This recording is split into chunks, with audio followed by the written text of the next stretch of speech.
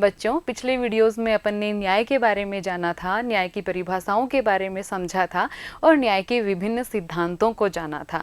और लास्ट में एक क्वेश्चन छोड़ा था अपन ने। वो क्वेश्चन ये था कि संसाधनों का वितरण, शिक्षा और नौकरियों तक सबकी समान पहुंच सुनिश्चित की जाए, हाँ तो कैसे। इस बात पे आपको सोचना था, विचार करना था और इसी विचार को, इसी सोच को, इसी आंसर को आगे बढ़ते हुए अपन चलते हैं जॉन रॉल्स के न्याय सिद्धांत की ओर। जॉन रॉल्स का न्याय सिद्धांत हमें ये बताता है, उस सवाल का जवाब देता है कि ऐसे किस प्रकार के नियम होने चाहिए, किस प्रकार के कानून होने चाहिए, अपन किस प्रकार का कोई कायदा या कोई अपन कहें कि एक फॉर्मूला अपनाएं जिससे कि समाज के संसाधन, शिक्षा, नौकरियां आदि का सभी तक समान पहुंच सुनिश्चित हो। तो चलिए आज अपन पढ़ेंगे जॉन रॉल्स का न्याय सिद्धांत। देखिए बच्चों, ये हैं जॉन रॉल्स। ये आधुनिक राजनीतिक विचारक हैं। आधुनिक राजनीतिक विचारक यानी कि अभी इसी काल के राजनीतिक विचारक हैं ये। जैसे कि आप देख पा रहे हैं, इनका जन्म 21 फरवरी 1919 को हुआ था और इनकी मृत्यु 24 नवंबर 2002 को हुई थी। तो इसीलिए इन्हें आधुनिक काल का विचारक कहा जाता है। और इनके न्याय सिद्धांत की अपन बात करें तो सर्वाधिक मान्य सिद्धांत न्याय के क्षेत्र में जॉन रॉल्स का ही है। जब अपनी न्याय संबंधी अवधारणा है, इससे संबंधित बहुत सारे नियम आए, बहुत सारे सिद्धांत आए। कुछ सिद्धांतों का अपन ने अध्ययन भी किया था। प्राचीन विचारकों ने, मध्यकालीन विचारकों ने, आधुनिक विचारकों ने बहुत कुछ कहा है न्याय के बारे में। लेकिन जो सबसे अधिक मान्य सिद्धांत है, या कहें कि अभी तक इससे अच्छा सिद्धांत नहीं आ पाया, वो है जॉन रॉल्स का न्याय सिद्धांत। बच्चों, जॉन रॉल्स ने अपना न्याय सिद्धांत अपनी पुस्तक ए थ्योरी ऑफ जस्टिस में दिया, जो कि 1971 में प्रकाशित हुई थी। पुस्तक का नाम है ए थ्योरी ऑफ जस्टिस। बहुत इम्पोर्टेंट है, जॉन रॉल्स का न्याय सिद्धांत भी बहुत इम्पोर्टेंट है और इनकी पुस्तक का नाम ए थ्योरी ऑफ जस्टिस, जिसमें इन्होंने न्याय का सिद्धांत दिया है। देखिए बच्चों, क्या कहते हैं जॉन रॉल्स। जॉन रॉल्स ये कहते हैं कि न्याय उत्तम समाज की आवश्यक शर्त है। वो ये कहते हैं कि कोई भी समाज तभी उत्तम हो सकता है, कोई भी समाज तभी अच्छा माना जाएगा जब उसमें न्याय की उपस्थिति होगी। हालांकि वो ये नहीं कहते कि न्याय ही एकमात्र है, आवश्यक है, और भी अन्य सद्गुण जैसे कि स्वतंत्रता, समानता, ये भी आवश्यक हैं, लेकिन न्याय अति आवश्यक है, सर्वाधिक महत्वपूर्ण है। बाद में ये कहते हैं कि सामाजिक उन्नति के कार्यक्रम में अगर हम न्याय को आड़े ले आते हैं तो उस समाज का नैतिक पतन सुनिश्चित है। यानी कि सामाजिक उन्नति के कार्यक्रमों के लिए आपको न्याय को हाशिए पर नहीं रखना है। कोई भी ऐसा कार्यक्रम जो ये कहा जाता है कि वो सामाजिक उन्नति के लिए है, लेकिन कहीं ना कहीं उसमें न्याय के साथ समझौता करना पड़ता है, तो ऐसा कार्यक्रम उस समाज को नैतिक पतन की ओर लेकर जाएगा। बाद में वो कहते हैं कि न्याय के लिए समाज में लाभ और भार के वितरण के लिए नैतिकता नहीं, विवेकशील चिंतन आवश्यक है। जॉन रॉल्स का ये मानना है कि समाज में जब हमें अगर लाभ का वितरण करना है, अगर हमें भार का वितरण करना है, तो उसके लिए हमें आवश्यक है चिंतनशील, विवेकशील एक चिंतन। अब अपन चलते हैं न्याय की समस्याएं। ये अपन ने पिछले वीडियो में भी पढ़ा था कि न्याय के लिए क्या समस्याएं होती हैं। कुछ वैसी ही समस्या जॉन रॉल्स ने भी अपने सिद्धांत में बताई है। देखिए, जॉन रॉल्स ने समस्या बताई है वितरण की। वहां अपन ने पढ़ा था वस्तुओं के आवंटन की, वितरण की। एक ही बात है, वितरण किसका वितरण। यहाँ वितरण है अधिकार और स्वतंत्रताओं का, वितरण है शक्तियों और अवसरों का, वितरण है आय और संपदा का, वितरण है आत्मसम्मान का। ये न्याय के लिए सबसे बड़ी समस्या है। न्याय की स्थापना के लिए ये आवश्यक है कि अधिकारों का वितरण, स्वतंत्रताओं का वितरण, संपत्ति का वितरण, आत्मसम्मान का वितरण, ये वितरण सही तरीके से होना चाहिए, न्यायपूर्ण ढंग से होना चाहिए। जब इन सब का वितरण न्यायपूर्ण ढंग से हो जाएगा, तब उस समाज में न्याय की स्थापना भी हो जाएगी। ये कहते हैं जॉन रॉल्स। और इसीलिए जॉन रॉल्स ने अपने चिंतन का, अपने सिद्धांत का केंद्र बिंदु रखा है व्यक्ति की गरिमा। जॉन रोल्स ये कहते हैं कि व्यक्ति की गरिमा सर्वाधिक महत्वपूर्ण है, सबसे अधिक आवश्यक है। तो व्यक्ति की गरिमा को केंद्र बिंदु में रखते हुए जॉन रोल्स ने अपना न्याय का सिद्धांत दिया है। देखते हैं क्या सिद्धांत दिया है जॉन रोल्स ने। देखिए बच्चों, जॉन रोल्स का अपन सिद्धांत पढ़ें उससे पहले हमें ये जानना आवश्यक है कि जॉन रोल्स ने अपना सिद्धांत देने के लिए तर्क प्रणाली का उपयोग किया है, और उन्होंने जो उसमें युक्ति इस्तेमाल की है वो है अन्वेषणात्मक युक्ति। इन सब के बारे में अपन आगामी कक्षाओं में पढ़ेंगे। यहाँ सिर्फ अपन को इतना ध्यान रखना है कि जॉन रोल्स की जो प्रणाली है वो है तर्क प्रणाली, युक्ति है वो है अन्वेषणात्मक युक्ति, और उसका उद्देश्य है न्याय की सर्वसम्मत प्रक्रिया निर्धारित करना। कहने का मतलब जॉन रोल्स हैं वो ये सिद्धांत इसलिए दे रहे हैं कि वो एक ऐसी प्रक्रिया का निर्माण कर सकें, एक ऐसी कोई सुनिश्चित प्रक्रिया हो जिसके तहत हम न्याय की स्थापना कर सकें। जो वो हमारी समस्याएं थी, कौन सी समस्याएं थी? वितरण की, अधिकारों के वितरण की, स्वतंत्रता के वितरण की, सम्मान के वितरण की, संपदा के वितरण की। तो इन वितरणों को किस प्रक्रिया के तहत किया जाए ताकि न्याय की स्थापना हो, उस प्रक्रिया को ढूंढना जॉन रोल्स की तर्क प्रणाली का उद्देश्य है।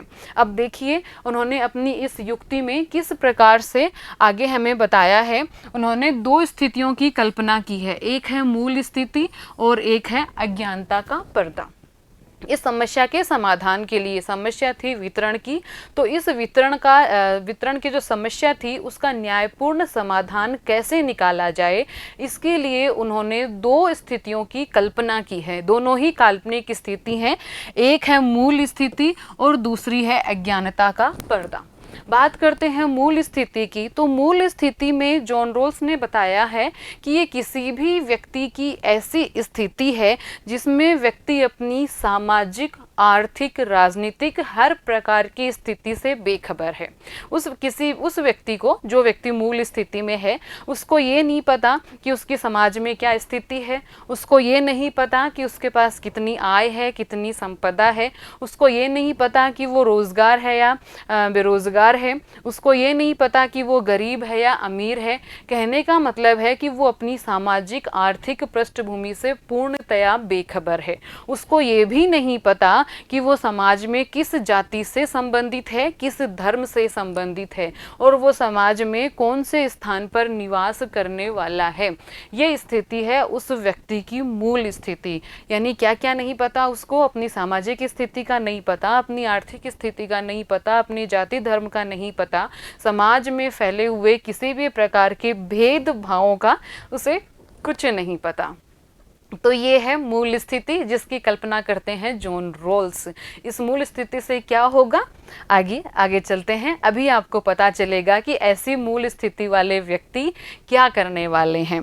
देखिए आगे बात आती है अज्ञानता के पर्दे की। तो जॉन रोल्स ने एक ऐसे पर्दे की कल्पना की है, एक ऐसा पर्दा जिसके एक तरफ तो वो व्यक्ति होंगे जो मूल स्थिति में है और दूसरी तरफ होगा हमारा समाज।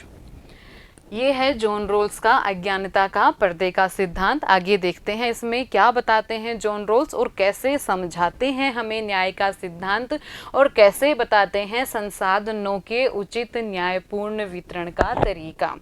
देखिए बच्चों, जॉन रोल्स ने क्या बात की थी? मूल स्थिति की बात की थी, और मैंने अभी बताया आपको मूल स्थिति में व्यक्ति को अपनी सामाजिक, आर्थिक पृष्ठभूमि का नहीं पता, समाज के भेदभावों का नहीं पता, लेकिन कुछ बातें उसको पता हैं। क्या बातें पता है? वो मनोविज्ञान का जानकार है, वो न्याय बोध का जानकार है, वो नैतिकता का जानकार है। यानी कि उसको नैतिकता पता है, उसको न्याय के बारे में पता है, न्याय के बारे में उसको जानकारी है, और उसको थोड़ी बहुत मनोविज्ञान की भी जानकारी है। यानी कि वो बौद्धिक रूप से एक तर्कशील व्यक्ति है, कहीं के एक प्रतिभावान व्यक्ति है, बुद्धिमान व्यक्ति है। बस उसको जानकारी नहीं है अपनी सामाजिक, आर्थिक स्थिति की और अपनी समाज की स्थिति की। वो व्यक्ति स्वार्थपरायण है लेकिन अहमवादी नहीं है। ऐसा क्यों कहते हैं जॉन रोल्स? जॉन रोल्स ये कह रहे हैं कि वो व्यक्ति स्वार्थपरायण तो है, यानी कि वो अपने लिए अच्छी चीज़ें चाहता है, अपने लिए अधिकतम लाभ चाहता है, खुद के लिए अधिकतम सुविधाएं चाहता है, लेकिन वो इतना अहमवादी नहीं है कि दूसरे व्यक्तियों को कितना मिल रहा है इससे वो जले। अगर दूसरे व्यक्तियों को उससे अधिक मिल रहा है तो भी उसको कोई दिक्कत नहीं है, कोई परेशानी नहीं है, बस उसको खुद के लिए अधिकतम चाहिए, खुद की सुविधाओं की वो अधिकतम पूर्ति करना चाहता है। ऐसा व्यक्ति है जो यहाँ बैठा है, यानी कि इस मूल स्थिति वाले व्यक्ति हैं जो यहाँ बैठे हैं। इस पर्दे के इस तरफ और पर्दे के इस तरफ है समाज। अब क्या करना है आगे? ये जो मूल स्थिति वाले लोग यहाँ बैठे हैं वो इसी समाज के लोग हैं, लेकिन इनको पता नहीं है कि इस समाज में उनकी क्या स्थिति है। उनको पता नहीं है कि इस समाज में वो इस वर्ग में आते हैं या फिर इस वर्ग में आते हैं। उनको ये नहीं पता कि इस समाज में उनकी जो भी सामाजिक स्थिति है, क्या वो उच्च जाति से हैं, क्या वो निम्न जाति से हैं, क्या वो एक विकसित क्षेत्र में निवास करते हैं या फिर वो ग्रामीण इलाके में निवास करते हैं। इस बात की उन्हें बिल्कुल जानकारी नहीं है। अब क्या होगा? अब इन व्यक्तियों को यहाँ बैठकर कानून बनाना है। किस बात का कानून बनाना है? इस समाज में संसाधनों के न्यायपूर्ण वितरण का। तो जॉन रोल्स कहते हैं कि इनके बीच में ये अज्ञानता का पर्दा है। वो बिल्कुल नहीं जानते कि जब वो समाज में जाएंगे रहने के लिए तो इस समाज में उन्हें कौन सी जाति में जाके रहना है, उन्हें कौन से धर्म का पालन करना है, किस प्रकार की उनकी आर्थिक स्थिति है, वो इस बारे में बिल्कुल नहीं जानते। अब उनको नियम बनाना है। कैसे बनाएंगे वो नियम? अब देखिए, एक उदाहरण के द्वारा मैं इस बात को समझाना चाहती हूँ। मान लीजिए कि आप कक्षा 12 के विद्यार्थी हैं और आपको नियम बनाने हैं अपनी स्कूल के लिए कि किस कक्षा को कहाँ बिठाया जाए, किस कक्षा के साथ कैसा व्यवहार किया जाए। इस तरह के कुछ नियम बनाने का अधिकार आपको दिया जाता है। और आपको पता है कि आप कक्षा 12 के विद्यार्थी हैं। आप जानते हैं कि वो सबसे बड़ी क्लास होती है स्कूल में। स्कूल एजुकेशन में कक्षा 12 सबसे बड़ी क्लास है।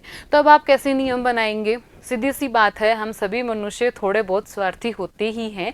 तो हमारे नियम क्या होंगे कि हम सबसे बड़ा शानदार कमरा कक्षा 12 के लिए कहेंगे कक्षा 12 इसमें बैठनी चाहिए, और फिर कि जितने भी जूनियर हैं हमारे सब हमें विश करेंगे, हमें सैल्यूट करेंगे। कुछ इसी तरह के नियम निकल कर आएंगे कि हम थोड़े से खुद के बारे में ज़्यादा सोचते हैं। जॉन रोल्स ऐसा मानते हैं और शायद ये सच भी है कि हम मनुष्यों का स्वभाव ही ऐसा होता है कि हम थोड़ा सा खुद के लिए ज़्यादा सुविधाएं चाहते हैं, और हमें मौका मिल जाए अगर अपने लिए सुविधाएं मांगने का या फिर सुविधाएं पैदा करने का, तो हम कोशिश में लग जाते हैं और बिल्कुल नहीं रुकते हैं।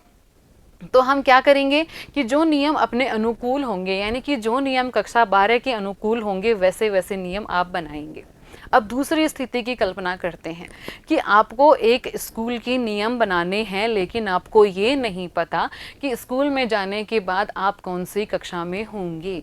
आपको ये नहीं पता कि वहाँ पर कौन सी कक्षा के लिए कौन सी कक्षा सीनियर है, कौन सी कक्षा जूनियर है, आपको ये नहीं पता। तो फिर आप वहाँ पर कैसा कानून बनाएंगे? वहाँ पर आप अपने आप को सबसे हीनतम मानकर चलेंगे। आप वहाँ अपने आप को पहली कक्षा का विद्यार्थी मानकर चलेंगे। तब आप वहाँ सोचेंगे कि एक छोटी सी उम्र में एक मैं मासूम सा बच्चा होऊंगा वहाँ पर, अगर सभी सीनियर्स को मुझे विश करना पड़ा तो पूरी 11 कक्षाएं मुझसे सीनियर हैं, कितने सारे बच्चे होंगे। तो फिर इस तरह का नियम बनाया जाएगा कि जो सबसे छोटा है वहाँ पर, सबसे मासूम है, उसके लिए नियमों में शिथिलता होनी चाहिए। छोटा बच्चा नया नया स्कूल में आता है तो उसका ध्यान रखना चाहिए। इस तरह की नियम निकल कर आएंगे, क्योंकि हमें पता होगा कि अगर हम सबसे बड़ी क्लास में हुए तब तो कोई दिक्कत ही नहीं है, लेकिन अगर सबसे छोटी क्लास में हुए, छोटे से बच्चे हुए, छोटी सी उम्र के हुए, तो क्या होगा? तो हम क्या कोशिश करेंगे कि जो सबसे हीनतम स्थिति में है, जो सबसे छोटी उम्र में है, जो सबसे छोटी क्लास में है, उसको बेहतर से बेहतर देने की कोशिश करेंगे ताकि उसको कोई परेशान ना कर सके। तो यही बात यहाँ कह रहे हैं जॉन रोल्स कि जब इन व्यक्तियों को नियम बनाना होगा, इनको ये नहीं पता कि ये समाज में आकर किस स्थिति में रहने वाले हैं। तो ये अपने आप को सबसे अधिक जोखिमपूर्ण स्थिति में रखकर देखेंगे, यानी कि ये अपने आप को हीनतम स्थिति में रखेंगे। ये सोचेंगे कि ठीक है, अगर मैं अमीर हुआ तो कोई बात नहीं, कैसे भी ठीक है, जीवन चली जाता है। अगर मैं बेरोजगार हुआ मेरे पास तो कोई दिक्कत नहीं है, लेकिन अगर मेरे पास रोजगार नहीं हुआ तो, अगर मैं गरीब तबके का हुआ तो, अगर मैं निम्न जाति से हुआ तो इस स्थिति में ये व्यक्ति अपने आप को हीनतम स्थिति में रखेगा, और हीनतम स्थिति वाले व्यक्ति को हीनतम स्थिति में अधिक से अधिक सुविधाएं पैदा करने की कोशिश की जाएगी। यानी कि ये व्यक्ति अब जो भी नियम बनाएंगे वो नियम हीनतम स्थिति वाले व्यक्तियों को अधिकतम लाभ देने वाले होंगे, क्योंकि जो पहले से ही बहुत अच्छी स्थिति में है, मान लीजिए कि वो इस सोसाइटी में आए जो कि पहले से ही बहुत अच्छी स्थिति है, इनके पास घर है, गाड़ी है, हंसता खेलता परिवार है, तो कोई बहुत ज़्यादा समस्या नहीं आती। लेकिन समस्या तब आती है कि मान लो वो ऐसी स्थिति में आए कि उसके पास घर भी ना हो, उसके पास नौकरी भी ना हो, तो इसलिए वो उस स्थिति वाले व्यक्ति को लाभ देने की कोशिश करेगा। यानी कि अपने आप ही इस तरह के नियम वो बनाने लग जाएगा कि जो सबसे वंचित वर्ग है, जिसकी आवश्यकताएं कहीं की अपन पूरी नहीं हो पा रही हैं, बुनियादी आवश्यकताएं भी पूरी नहीं हो पा रही हैं, उसके लिए वो अधिकतम लाभ देने की कोशिश करेंगे। यानी संसाधनों का वितरण। जाइए उसी सवाल पर जो अपन ने छोड़ा था पिछले वीडियो में, कि संसाधनों का वितरण उनको ज़्यादा किया जाएगा। किनको? जो हीनतम स्थिति में हैं। तो देखिए फिर क्या नियम निकल कर आते हैं और क्या सिद्धांत निकल कर आते हैं जॉन रोल्स के अज्ञानता के पर्दे से। नियम तो ये हो गया कि मूलतम स्थिति में व्यक्ति जोखिम नहीं लेंगे। मूल स्थिति में वो मूल स्थिति में होंगे, उनको पता नहीं है कि भाई आगे आने वाले समाज में हम किस स्थिति में रहेंगे, क्या किस तरह का वहाँ भेदभाव है, वहाँ हम उच्च जाति में हैं या निम्न जाति में हैं, तो वो जोखिम नहीं लेंगे। वो सबसे सेफ कॉर्नर लेकर चलेंगे, सबसे सेफ पार्ट लेकर चलेंगे कि ठीक है, अच्छे हुए तो बहुत ठीक, लेकिन अगर बुरी स्थिति में हुए तो क्या होगा। इसलिए वो हीनतम स्थिति में रखेंगे अपने आप को और वहां सबसे अधिकतम देने का प्रयास करेंगे। और ऐसी सोच जब वो रखेंगे तब जॉन रोल्स कहते हैं कि न्याय के 3 सिद्धांत निकल कर आएंगे। वो 3 सिद्धांत कौन से हैं? पहला सिद्धांत है समान स्वतंत्रता का सिद्धांत, कि वो व्यक्ति ऐसी स्वतंत्रता प्रदान करेंगे सभी को जैसी वो स्वयं उपभोग करते हैं, क्योंकि वो व्यक्ति ईर्ष्यालु नहीं है, क्योंकि वो व्यक्ति अहमवादी नहीं है, इसलिए वो स्वयं के लिए जैसी स्वतंत्रता मांग रहे हैं, स्वयं के लिए वो मांग रहे हैं पूर्ण स्वतंत्रता, तो वो वैसी ही स्वतंत्रता अन्य के लिए भी मांग रहे हैं।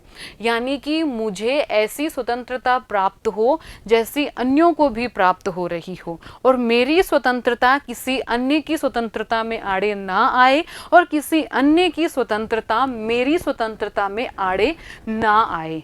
तो ये था समान स्वतंत्रता का सिद्धांत, यानी कि समाज में रहने वाले सभी व्यक्तियों को समान रूप से अधिकतम स्वतंत्रता प्राप्त होगी। दूसरा सिद्धांत उन्होंने दिया भेदमूलक सिद्धांत, कि भेदमूलक सिद्धांत में कि हीनतम स्थिति से जुड़े लोगों को अधिकतम लाभ है, यानी कि जो हीनतम स्थिति में है, जो बिल्कुल न्यूनतम स्थिति में है, जो पिछड़े वर्ग से हैं, जो वंचित वर्ग से हैं, संसाधनों का लाभ उनको अधिकतम दिया जाएगा। क्यों दिया जाएगा? ताकि वो उन लाभों का उपभोग करके, वो उन अवसरों का उपयोग करके समानता के स्तर तक पहुंच सकें, समानता के स्तर तक आ सकें। फिर अगला आता है अवसर की उचित समानता का सिद्धांत। तीसरा सिद्धांत, 2 सिद्धांत, एक था समान स्वतंत्रता का सिद्धांत, दूसरा भेदमूलक सिद्धांत, और तीसरा है अवसर की उचित समानता का सिद्धांत। अवसर की उचित समानता का सिद्धांत क्या कहता है कि इस भेदमूलक सिद्धांत में जो हमने विषमता पैदा की है, इस भेदमूलक सिद्धांत में हमने समान नहीं किया ना वितरण, हीनतम को हमने अधिकतम दे दिया। ठीक है, तो ये जो विषमता हमने पैदा की है वो सबको समान अवसर उपलब्ध करवाए, इसके खिलाफ ना जाए ये कहीं भी। तो इसलिए ये कह रहे हैं कि अवसर की सबको समान उपलब्धता होनी चाहिए, यानी कि वो विषमता तभी स्वीकार की जाएगी जब वो सबको समान रूप से अवसर उपलब्ध करवा रही है। तो ये 3 सिद्धांत निकल कर आए हैं जॉन रोल्स के अज्ञानता के पर्दे के सिद्धांत से। पहला तो समान स्वतंत्रता का सिद्धांत, यानी कि समाज में सभी लोगों को समान स्वतंत्रता प्राप्त होगी। जितनी स्वतंत्रता मुझे है उतनी ही स्वतंत्रता अन्यों को भी होगी। दूसरा भेदमूलक सिद्धांत, जो सबसे हीनतम स्थिति में है व्यक्ति समाज में, उसको अधिकतम लाभ दिया जाएगा। तीसरा अवसर की उचित समानता, तो ये जो विषमता अपन ने बात की है विषमता की दूसरे सिद्धांत में, ये तभी स्वीकार्य होगी जब वो सबको अवसर की उचित समता उपलब्ध करवाती हो, यानी कि प्रत्येक व्यक्ति को आगे बढ़ने के, अपने उद्देश्य की पूर्ति के, अपनी प्रतिभा को सामने लाने के समान अवसर प्राप्त होंगे, चाहे वो व्यक्ति किसी भी वर्ग से क्यों ना हो, किसी भी जाति से क्यों ना हो, किसी भी धर्म से क्यों ना हो। तो वो है अवसर की उचित समानता का सिद्धांत। अब देखिए कि कोई भी जब सिद्धांत आता है तो उसकी आलोचनाएं जरूर होती हैं। तो जॉन रोल्स के सिद्धांत की भी बहुत सारी आलोचनाएं राजनीतिक विचारकों ने की हैं। तो वो क्या क्या आलोचनाएं हैं अभी देख लेते हैं अपन। पहली आलोचना ये है कि हीनतम स्थिति से जुड़े लोगों की पहचान मुश्किल। जी बिल्कुल, जॉन रोल्स ये नहीं बता पाए कि हीनतम स्थिति से उनका मतलब क्या है। हीनतम मतलब क्या? गरीब मतलब कितना गरीब, निम्न जाति मतलब कौन सी निम्न जाति। तो हर कोई, जब हमें ये पता है कि हीनतम स्थिति से अधिकतम लाभ मिलने वाला है, तो हर कोई अपने आप को हीनतम स्थिति में साबित करने में लग जाएगा। हर कोई बाद में ये कहेगा कि हम सभी हीनतम स्थिति में हैं। आप देख ही रहे हैं अपने देश में आरक्षण का मुद्दा जब जब उठता है, हर जाति को आरक्षण चाहिए होता है। यानी कि जब बात लाभ लेने की आती है तो हम उसकी हर शर्त पूरी करने को तैयार हो जाते हैं। तो एक तरह से ये उग्रता और हिंसा भड़काने वाली बात हो जाएगी कि हीनतम स्थिति में माना किसको जाए, इसकी पहचान करना बहुत कठिन है। और जब हम इसकी ही पहचान नहीं कर पाएंगे कि हीनतम स्थिति है कौन सी, तो हम कैसे उसको अधिकतम लाभ देंगे। दूसरा है कि जिन व्यक्तियों को आर्थिक और सामाजिक तथ्यों की जानकारी ही नहीं है, वह कैसे न्याय सिद्धांत निर्धारित कर लेंगे। ये बात तो है ही। ये तो बहुत एक वाजिब सा सवाल है कि जॉन रोल्स ये कहते हैं कि उनको ये नहीं पता कि उनकी सामाजिक स्थिति कैसी है, उनको ये नहीं पता उनकी आर्थिक स्थिति कैसी है, ना ही उनको समाज के भेदभावों का पता है, ना ही उनको समाज के रीति रिवाजों का पता है। तो वो व्यक्ति जिसको उस समाज की जानकारी ही नहीं है, वो व्यक्ति जिसको उस समाज की आर्थिक स्थिति के बारे में नहीं पता, राजनीतिक स्थिति के बारे में नहीं पता, वो व्यक्ति कैसे उस समाज के लिए अच्छे न्याय सिद्धांत बना देगा। तो ये भी एक बहुत बड़ा प्रश्नवाचक चिन्ह है कि जिस व्यक्ति को यही नहीं पता कि सामाजिक आर्थिक स्थिति है क्या, वहाँ रीति रिवाज क्या है, वहाँ किस तरह लोगों का रहन सहन है, किस तरह के लोगों के आचार व्यवहार हैं, उन्हीं लोगों के लिए वो व्यक्ति किस तरह से अच्छा न्याय का कानून बना पाएगा। दूसरी बात, अज्ञानता का पर्दा काल्पनिक है, व्यवहार में ये संभव ही नहीं है। क्या ऐसा हो सकता है? जैसा कि जॉन रोल्स ने कहा कि एक पर्दा है जी, काल्पनिक पर्दा है, मान लीजिए पर्दा है, और उन्हें ये नहीं पता कि उनके समाज में आर्थिक स्थिति कैसी है, सामाजिक स्थिति कैसी है। हाँ, लेकिन वो मनोविज्ञान के ज्ञाता हैं, लेकिन वो न्यायबोध के ज्ञाता हैं, लेकिन वो नैतिकता के ज्ञाता हैं, और वो बुद्धिमान लोग हैं। तो क्या ऐसा संभव है व्यवहार में कि एक ऐसा व्यक्ति ढूंढ के लाना, एक ऐसा व्यक्ति मतलब अपन कहें कि खोजना, जिसको मनोविज्ञान का ज्ञान हो, जिसको न्याय का ज्ञान हो, जिसको नैतिकता का ज्ञान हो, जो बुद्धिमान हो, जो प्रतिभावान हो, जो न्याय के कानून बनाना जानता हो, लेकिन वो ये नहीं जानता कि मेरे समाज की स्थिति कैसी है, मेरे समाज में रीति रिवाज कैसे हैं, मेरे समाज में मेरी आर्थिक स्थिति कैसी है। तो निसंदेह है व्यवहार में हम उतार ही नहीं सकते जब इसको, इस सिद्धांत को, तो फिर मतलब क्या हुआ सिद्धांत का। तो ये भी आलोचना का एक बहुत बड़ा बिंदु है कि ये पूरी तरह काल्पनिक है। दूसरी बात ये है कि समानता पर इन्होंने इतना बल दिया है कि उन्होंने जो मनुष्य की स्वतंत्रता है उसका ही बलिदान कर दिया है। किसने? जॉन रोल्स ने। आप देखिए कि उन्होंने हीनतम स्थिति को अधिकतम लाभ दे दिया। तो ऐसा कौन सा समाज होगा कि जिसमें कोई ऐसा वर्ग जो कि ठीक ठाक स्थिति में है, जो कि मान लीजिए हीनतम स्थिति में नहीं आता है, तो फिर भी अगर वो हीनतम स्थिति में नहीं आता, फिर भी क्या वो अपने अवसरों का, अपने संसाधनों का इसलिए त्याग कर देगा कि दूसरा कोई हीनतम स्थिति में है? यानी कि उन व्यक्तियों की जो कि हीनतम स्थिति में नहीं है, उनकी स्वतंत्रता का एक तरह से बलिदान यहाँ पर हुआ है जॉन रोल्स के न्याय सिद्धांत में। और किस लिए हुआ है? ताकि समानता की स्थापना हो सके, ताकि सभी लोग समान स्तर पर आ सके। अगली बात जो आती है कि मनुष्य की कल्पना केवल स्वायत्त और स्वार्थ प्रायण नहीं है। जी, मनुष्य को उन्होंने ये माना था कि मनुष्य स्वार्थी होता है, और जब वो नियम कानून बनाएगा ना, तो वो केवल अपने बारे में सोचेगा। तो जॉन रोल्स की इस बात पे भी सवाल उठता है कि मनुष्य में जो भावना है वो केवल स्वार्थ की नहीं होती। मनुष्य केवल स्वार्थी नहीं होता, वो मनुष्य ही है जो नेकी भी करता है, वो मनुष्य ही है जो परहित भी करता है, वो मनुष्य ही है जो परमार्थ भी करता है। तो केवल मनुष्य को स्वार्थी कहना मनुष्य का एक तरफा आकलन है, जो कि सही नहीं है। तो ये कुछ बिंदु हैं जो कि जॉन रोल्स के न्याय सिद्धांत को आलोचना का केंद्र बनाते हैं, आलोचना का कारण बनाते हैं। अब देखिए आगे अपन पढ़ें तो इससे निष्कर्ष क्या निकलता है? आलोचनाओं के बावजूद भी जॉन रोल्स के सिद्धांत की हमने इतनी सारी आलोचनाएं देखी जो कि भिन्न भिन्न राजनीतिक विचारकों ने की हैं, इसके बावजूद भी निष्कर्ष क्या निकलता है? इसके बावजूद भी निष्कर्ष ये निकलता है कि जॉन रोल्स ने न्याय संबंधी चिंतन को एक नई दिशा दी है। जॉन रोल्स पहले व्यक्ति ऐसे हैं जिन्होंने अन्वेषणात्मक युक्ति का उपयोग करके, जिन्होंने तर्क प्रणाली का उपयोग करके संसाधनों के वितरण की, शिक्षा की, नौकरियों की सब तक समान पहुंच सुनिश्चित करने के लिए एक कोई सिद्धांत दिया है। ये न्याय के चिंतन को एक नई दिशा प्रदान करने वाला चिंतन है। जॉन रोल्स से पहले ऐसा कोई विचारक नहीं आया जिसने इस तरह की पद्धति का इस्तेमाल करके और इतना विस्तृत दृष्टिकोण लेकर ऐसा सिद्धांत दिया हो। दूसरा, न्याय का लक्ष्य प्राप्त करने के लिए जॉन रोल्स ने न्याय की प्रक्रिया को सुदृढ़ करना आवश्यक बताया है।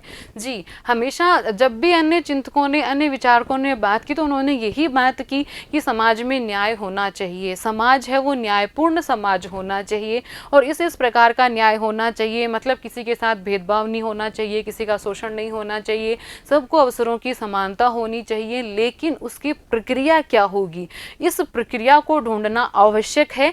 ये बात हमें जॉन रोल्स समझाते हैं। जॉन रोल्स हमें बताते हैं कि किस प्रक्रिया के तहत अपन न्याय का लक्ष्य प्राप्त कर सकते हैं।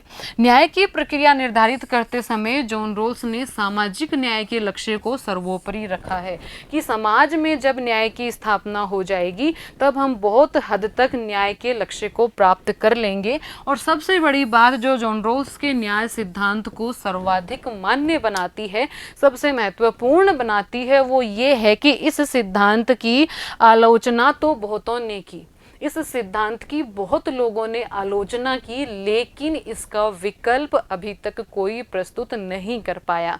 यानी कि राजनीति विज्ञान में न्याय के सर्वाधिक मान्य सिद्धांतों में अभी भी जॉन रोल्स का न्याय सिद्धांत बना हुआ है। इससे अच्छा सिद्धांत अभी तक राजनीति विज्ञान में नहीं आ पाया है, इसलिए एक महत्वपूर्ण सिद्धांत बन जाता है जॉन रोल्स का न्याय सिद्धांत। और इतनी आलोचनाओं के बावजूद, कुछ कमियों के बावजूद आज ये सिद्धांत सर्वमान्य सिद्धांत है। इस प्रक्रिया को और संसाधनों के वितरण की एक उचित पद्धति हमारे सामने लेकर आते हैं जॉन रोल्स। तो ये था अपना जॉन रोल्स का न्याय सिद्धांत। इसमें अपन ने क्या जाना? सबसे पहले अपन ने ये जाना कि जॉन रोल्स एक आधुनिक विचारक हैं, एक आधुनिक राजनीतिक विचारक हैं। उन्होंने जो न्याय का सिद्धांत है वो देने के लिए दो कल्पनाएं की हैं, दो स्थितियों की कल्पना की। पहली की मूल स्थिति और दूसरी अज्ञानता का पर्दा। मूल स्थिति क्या है? मूल स्थिति है कि इसमें व्यक्ति अपनी सामाजिक स्थिति से, अपनी आर्थिक स्थिति से बेखबर होगा, लेकिन उसको ज्ञान होगा का, मनोविज्ञान का, न्याय बोध का, और उसको ज्ञान होगा तर्कशीलता का, वो होगा प्रतिभावान, उसको ज्ञान होगा नैतिकता का। फिर उन्होंने बात की अज्ञानता के पर्दे की, कि उस मूल स्थिति वाले लोगों और समाज के बीच में एक पर्दा है। मूल स्थिति वाले लोग इधर बैठे हैं, समाज इधर है, और ये मूल स्थिति वाले लोग इस समाज के लिए न्याय के सिद्धांतों का, न्याय के नियमों का निर्माण कर रहे हैं। और जब ये लोग न्याय के नियमों का निर्माण करेंगे तो वो अपने आप को इस समाज में हीनतम स्थिति में पाएंगे, इसलिए वो सिद्धांत देंगे, नियम बनाएंगे, हीनतम व्यक्ति को, हीनतम स्थिति वाले व्यक्ति को अधिकतम लाभ। तो ये था अपना जॉन रॉल्स का न्याय सिद्धांत, इसके कुछ आलोचनाएं और फिर बाद में निष्कर्ष अपन ने देखा। अब अपन लेते हैं इस सिद्धांत के ऊपर कुछ प्रश्न। देखिए, पहला प्रश्न अपना है कि जॉन रॉल्स का अज्ञानता के पर्दे का सिद्धांत क्या है। बहुत ही महत्वपूर्ण सवाल है, बहुत इंपॉर्टेंट है, बहुत बार परीक्षाओं में पूछा जाता है। आपको इसका उत्तर लिखना है कि क्या है जॉन रॉल्स का अज्ञानता के पर्दे का सिद्धांत, जो कि अभी अपन ने पढ़ा था। और दूसरा ये कि जॉन रॉल्स का सिद्धांत अनेक आलोचनाओं के बाद भी सर्वाधिक मान्य सिद्धांत है। आपकी दृष्टि में इसका क्या कारण है? तो एक राजनीति विज्ञान के चिंतनशील विद्यार्थी होने के नाते आपको ये सोचना है कि आखिर जॉन रॉल्स ने कौन सी ऐसी अनोखी या अलग बात कही, उन्होंने किस बात पर इतना अधिक जोर दिया, उन्होंने किस बात को ज़्यादा महत्वपूर्ण माना, और किस तरह से उन्होंने अपने सिद्धांत को बनाया, किस तरह से उन्होंने अपनी बातों को रखा, किस तरह से उन्होंने ये साबित किया कि न्याय की स्थापना के लिए न्याय की प्रक्रिया आवश्यक है। इन्हीं सब बातों के कारण आज भी जॉन रॉल्स सर्वमान्य, सर्व तो नहीं कह सकते, सर्वाधिक मान्य सिद्धांतों में से एक सिद्धांत दे पाए हैं, न्याय का सिद्धांत। तो इसको आपको सोचना है और लिखना है कि क्यों जॉन रॉल्स का अभी भी सर्वाधिक महत्वपूर्ण और सर्वाधिक मान्य सिद्धांत बना हुआ है। धन्यवाद।